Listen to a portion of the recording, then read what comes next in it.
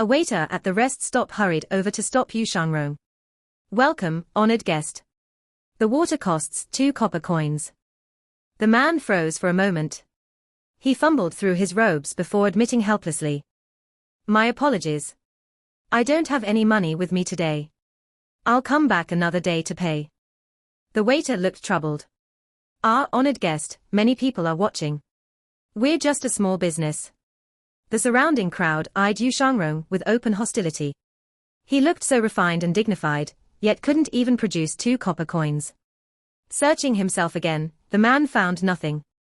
Only then did he truly understand the saying, "Even a single penny can bring a hero to his knees." The waiter's gaze fell on the sword at Yu Shangrong's hip. "How about leaving your sword here for now and coming back later with the money?" At the mention of the sword, the nearby cultivators turned their heads. Those with discerning eyes immediately recognized it as no ordinary weapon. They also knew the bond between a swordsman and his blade. No true swordsman would ever part with it. "I'll pay for him." A graceful young woman suddenly stepped forward and tossed 2 copper coins onto the table. The man glanced at her and said softly, "Thank you." For a cultivator of his stature, to have a woman pay his bill was utterly humiliating. Everyone present felt embarrassed on his behalf. Just then, the young woman suddenly doubled over in a deep, pleading bow and said, "I beg the second senior immortal to accept me as a disciple." The entire crowd was stunned. The man replied gently, "My apologies. I do not take disciples." The woman quickly moved in front of him and knelt with a thud. She cupped her fists respectfully and pleaded, "My name is Qin Ruobing. I have admired the Evil Sky Pavilion since childhood. Please, second senior immortal, accept me as your disciple." The onlookers were astonished. "I remember now. She's the daughter of Prince Qi, Qin Jun. That's her. Then this gentleman must be." The square-faced cultivator standing nearby suddenly realized, that's right. He's the second disciple of the Evil Sky Pavilion, Yu Shangrong. He must have been flying back from Mount Wuhan and stopped here to rest. Hearing this, with a swish, all the surrounding cultivators immediately dropped to their knees, trembling. "It's over, it's over." The waiter grew pale with panic. Thinking quickly, he summoned all his courage and retrieved the 2 copper coins from earlier. Both terrified and agitated, he stepped forward and stammered, "Sir, I was blind not to recognize someone of your stature. Please forgive me." Yu Shangrong smiled faintly. "That money belongs to you." The waiter was taken aback. He never expected the second senior immortal of the Evil Sky Pavilion to be so approachable.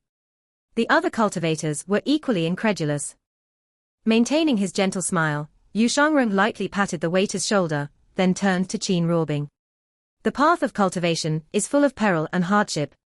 You've lived in comfort all your life, you're not suited for it." Qin Ruobing hesitated, overwhelmed. Second senior immortal." With a whoosh, the longevity sword flew from its scabbard. Under the sunlight, its blade gleamed with a faint, blood-red sheen. Rest stops were hubs of information.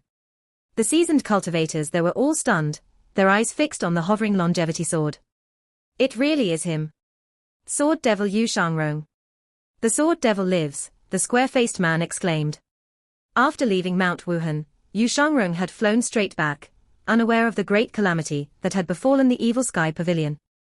Currently, Yu Shangrong was only at the 3-leaf nascent divinity tribulation realm, so he kept a low profile.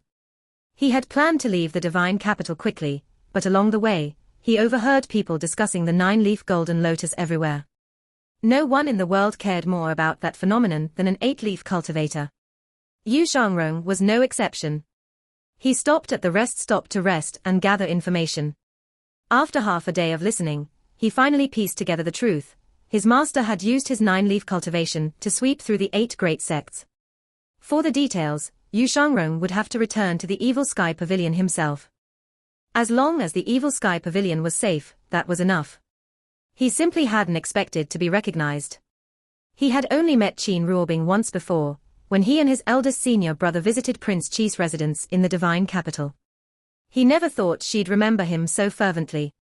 The longevity sword hovered in mid-air, blocking Qin Ruobing's path. Yu Shangrong turned his back to her and said calmly, Do not overestimate yourself, or you will fall even harder. Farewell. Watching Yu Shangrong's figure fade into the distance, Qin Ruobing's eyes welled with tears at the rejection. Yu Shangrong sighed inwardly. Had I refused her less harshly, it would only have hurt her more. As he walked away, the longevity sword automatically returned to its scabbard. No cultivator dared defend such a man unless they had a death wish. The square-faced cultivator and the others watched with awe. A true swordsman should be like this.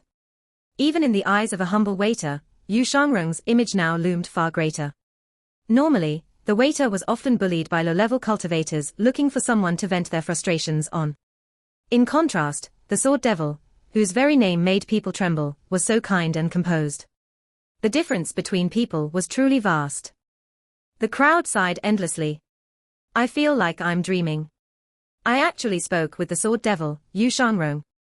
Is this really someone from the demonic path? Such a modest man, this is what a true master of the sword should be. I must have been blind before. They said the Sword Devil was a ruthless killer, a demon. HMPH. All lies from jealous fools. Everyone he killed must have deserved it. Honestly, I hope he keeps adding names to that death list, it would be quite satisfying. News of the 9-leaf golden lotus spread faster than anyone could imagine. In faraway Liangzhu, the 4 great protectors of the Nether sect, who were preparing for battle against the Ruo Li, suddenly fell silent overnight. Yu Jinghai looked at his 4 most trusted protectors, disbelief in his eyes. In a deep voice, Yu Jinghai said, Hua Zhongyang, you're the one I trust most. Who started this baseless rumor?